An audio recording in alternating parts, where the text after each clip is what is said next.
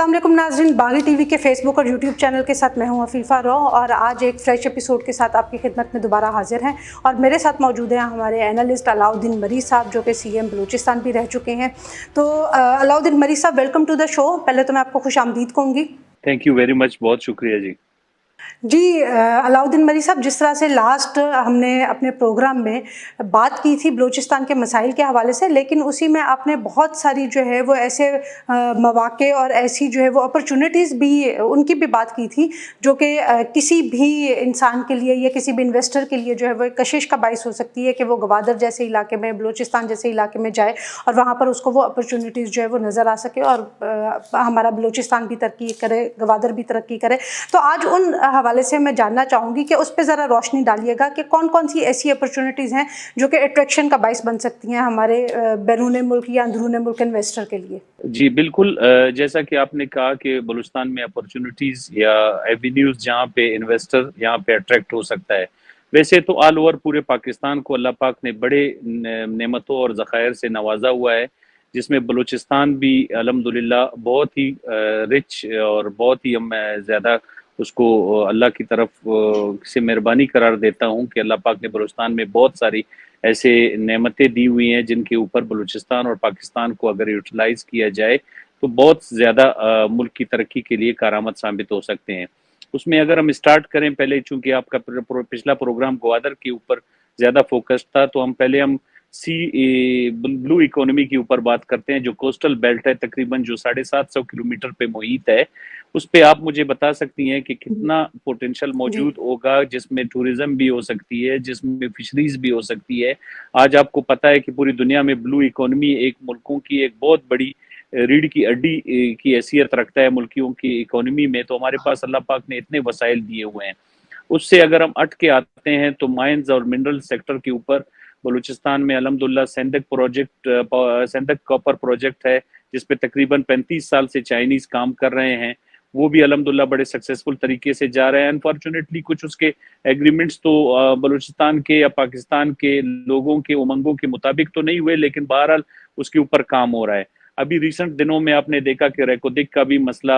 किसी सूरत किसी ऊंट किसी करवट आखिर बैठ ही गया है। तो अगर वो स्टार्ट हो जाता है, उसके ऊपर बहुत बड़ी इन्वेस्टमेंट आ सकती है बलूचिस्तान में और उससे पाकिस्तान को बड़े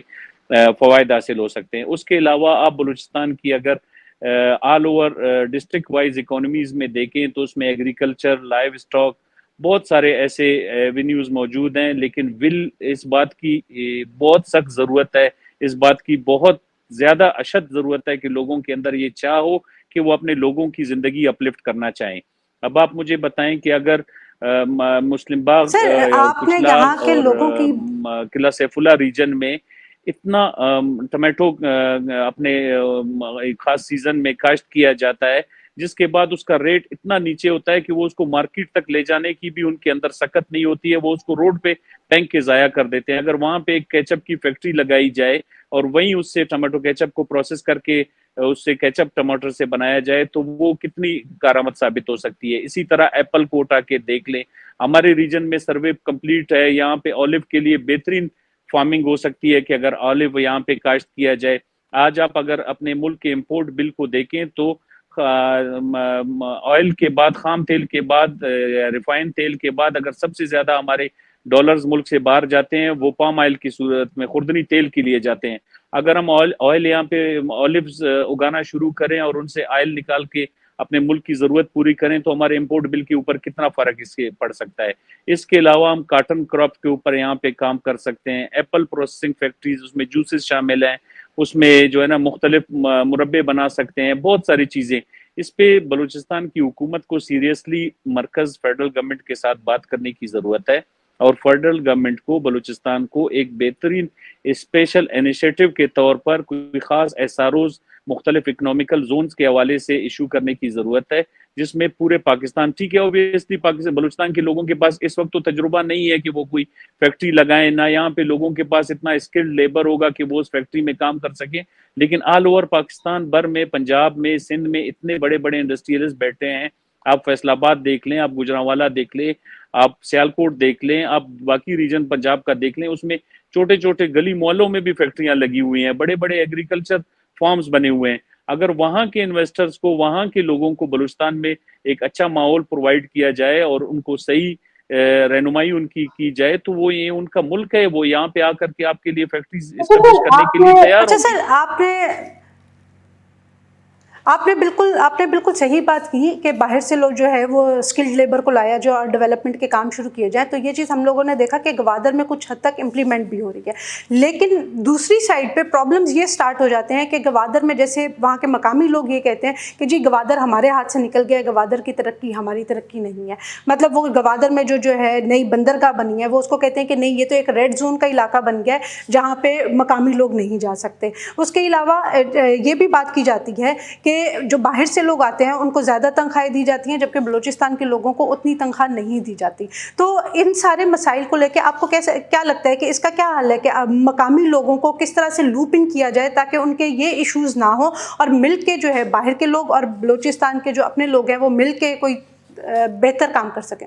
دیکھیں یہ 2013 میں جب چائنیز نے سی پیک کا انیشیٹو جو کہ ایک بیلٹ اینڈ روڈ انیشیٹو کا ایک فلیگ شپ پروجیکٹ تھا, جب یہ اسٹارٹ ہوا اس میں بھی میرے یہ ویوز تھے کہ اگر ہم پہلے فیز میں چائنا کو یہ کہیں کہ آپ روڈ انفراسٹرکچر کے بعد اپنی کم سے کم ایک 20 یا 25% انڈسٹری جو گوادر سے ریلیٹڈ ہوگی, جو گوادر سے ٹریڈ ہوا وہ دنیا کے ساتھ کرنا چاہ رہے تھے, وہ انڈسٹری اگر چائنا سے ریلوکیٹ کر کے پاکستان میں آ کے لگاتے. دیکھیں اوبیسلی آج اگر میں یہاں پہ کوئٹہ میں ایک موبائل بنانے کی فیکٹری لگاؤں گا تو یہاں پہ میرے پاس اسکلڈ لیبر تو نہیں ہوگا کہ وہ اس فیکٹری میں آ کر کے کام کرے گا. لیکن اگر میں اپنے ساتھ پہلے چائنیز کو لا کر گریجولی آہستہ آہستہ اپنے لوگوں کو ان کے ساتھ لگا کے ٹرینڈ کر کے وہ باہر نکلیں گے, میرے لوگ بلوچستان کے لوگ اس کو ٹیک اوور کرتے ہوئے آ کر آگے بڑھیں گے, تو ڈیفینیٹلی 2-4 سال کے اندر یہاں کے لوگوں کے اندر ٹریننگ ان کی کمپلیٹ ہو جائے گی اور وہ اس کو رن کرنے کی قابلیت ان کو آ جائے گی. اسی طرح کے اگر آج گوادر کے لوگوں کو دیکھیں, گوادر کے لوگوں کے پاس اسکل تو نہیں ہے, اگر پورٹ کے اندر آج کوئی کراچی سے کوئی بندہ آتا ہے یا چائنا سے کوئی آتا ہے وہ یہاں پہ کام کرتا ہے تو اوبیسلی اس کی تنخواہ بھی زیادہ ہوگی کیونکہ اس کے پاس اسکلڈ ہے. سب سے پہلے فیز میں بلوچستان میں اسکلڈ کے پروگرام اسٹارٹ کرنی چاہیے, ٹیکنیکل ٹریننگ سینٹرز بنانے چاہیے, ووکیشنل سینٹرز بنانے چاہیے, یہاں کے لوگوں کو اونر سکھانا چاہیے. اس کے بعد جو ہے نا ان کے اندر جب وہ صلاحیت پیدا ہو جائے گی وہ آ کر کے ٹیک اوور کر کے باہر کے لوگ پھر واپس اپنے علاقوں کی طرف جا سکتے ہیں. باہر کے لوگوں کو جب ہم بلوچستان لانے کی بات کرتے ہیں تو ایک ایشو جو سب سے پہلے ذہن میں آتا ہے وہ آتا ہے سیکیورٹی کا. تو آپ وہاں کی سیکیورٹی کی سچویشن کے حوالے سے ہمیں بتائیے گا کہ کیا اس طرح کے اب صورتحال ہے کہ باہر سے لوگ اگر آتے ہیں تو وہ اپنے آپ کو محفوظ تصور کریں گے؟ دیکھیں انفارچونیٹلی بلوچستان یا پورا پاکستان ہمارا اپنے خارجہ پالیسیوں کی وجہ سے پچھلے سالوں میں کافی دہشت گردی کا شکار رہا. اس کی سب سے بڑی مین وجہ افغانستان کی انسٹیبلٹی رہی, جہاں پہ اس پہ ہمیشہ تقریباً 30-40 سال سے اس ملک میں خانہ جنگی اور مختلف قوتوں کے آمد و رفت کی وجہ سے کچھ حالات ایسے رہے. اور انفارچونیٹلی ہمارا دیکھیں اگر ہم ایک گھر بھی بنانے جاتے ہیں تو سب سے پہلے ہم اس کی دیوار کمپلیٹ کرتے ہیں, اس کے اندر پھر کنسٹرکشن کا کام شروع کرتے ہیں. 70 سال گزر گئے ہماری تو ابھی تک گھر کی دیوار ہی نہیں کمپلیٹ ہوئی ہے. اب جا کے کوئی 70-80% کام ہوا ہے, وہ بھی بجٹ کے بڑے پیسے کاٹ کے لوگوں نے حکومتوں نے اپنے اوپر زور لا کے, فوج کی بڑی قربانیاں ہیں کہ جس کے بعد یہ فینسنگ کا کام کمپلیٹ ہوا ہے. آل اوور اگر آج کے ڈیٹ میں اور آپ جو یہ پروگرام کر رہے ہیں تو بلوچستان میں انشاءاللہ تعالی اتنے زیادہ سیکیورٹی کے ایشوز نہیں رہے ہیں جو پچھلے سالوں میں تھے. ہماری فورسز کی بڑی قربانیاں رہی ہیں ان سب کو ریزالو کرنے میں. الحمدللہ ضرب عذب بھی آپ کے سامنے تھا, ہمارے کتنے جوان یہاں بلوچستان میں یا آل اوور پورے کے پی کے پاکستان میں شہید ہوئے. ان کی شہیدوں کی قربانیوں کے بعد آج الحمدللہ صوبے میں بھی امن ہے, بلوچستان میں بھی, پاکستان بھر میں امن ہے الحمدللہ. اکا دکا واقعات وہ دنیا کی فرسٹ ورلڈ کنٹریز میں بھی ہوتی ہیں, ان کو اگر بیسڈ بنا کر کے اگر کوئی پروپیگنڈا کرنا چاہے اس کا تو کوئی جواب نہیں ہے. آل اوور سیکیورٹی بڑی بہترین ہے. دیکھیں اگر میں آپ کو انویسٹرز کے حوالے سے بات کروں, چاہے اگر ہمارے اپنے پاکستان کے ریسٹ آف باقی صوبوں سے لوگ یہاں پہ آنا چاہتے ہیں یا اگر باہر سے انویسٹر آنا چاہتا ہے, میرا تو مشورہ ان کو ہمیشہ سے یہی رہا ہے کہ یہاں پہ آپ اپنے ساتھ لوکل لوگوں کو آن بورڈ لیں, چاہے وہ پارٹنرشپ کے طور پہ لیتے ہیں یا پھر ان کو یہاں پہ جابز دینے کے بعد جب ان کو آپ اس پروجیکٹس میں انوالو رکھیں گے تو یہاں کے لوکل لوگ آپ کو خود ہی سیکیورٹی پرووائڈ کر کے دیں گے, وہ خود اس چیز کو اون کریں گے کیونکہ ان کا انٹرسٹ ان کے اندر ڈیولپ ہوگا. اور اگر آپ ان کو اس ترقی سے سائڈ پہ رکھ کر ایک فینسنگ کر کے چار دیواری کے اندر آپ چاہتے ہیں کہ میں کوئی ترقیاتی کام کروں یا کوئی فیکٹری لگاؤں یا کوئی پروڈکشن کروں یہاں پہ तो ऑब्वियसली वो यहाँ के लोगों के अंदर भी एहसासी महरूमी जागेगी कि यार मेरे इलाके में मेरे मिनरल्स को निकाल के और लोग रिफाइन करके ले जा रहे हैं और मुझे इसमें रोजगार तक नहीं मिल रहा है। तो ये बड़े टेक्निकल तरीके से इन सारी चीज़ों को टैकल किया जा सकता है। जी अलाउद्दीन मरी साहब, आपका बहुत शुक्रिया। बिल्कुल सही आपने निशानदेही की कि हमें उन जो बलोच अवाम है, बलूचिस्तान की तरक्की के लिए उसको साथ लेके चलना पड़ेगा। सिक्योरिटी की सूरत पहले से बहुत बेहतर है, अल्लाह करे कि वो और बेहतरीन हो जाए और वहाँ पर बाहर से जो है इन्वेस्टर जा सकें, बलूचिस्तान के जो वसाइल हैं उनको यूटिलाइज़ किया जा सके, क्योंकि बलूचिस्तान तरक्की करेगा तो पाकिस्तान तरक्की करेगा। आज के प्रोग्राम के लिए इतना ही। अंटिल द नेक्स्ट टाइम, अल्लाह हाफ़िज़।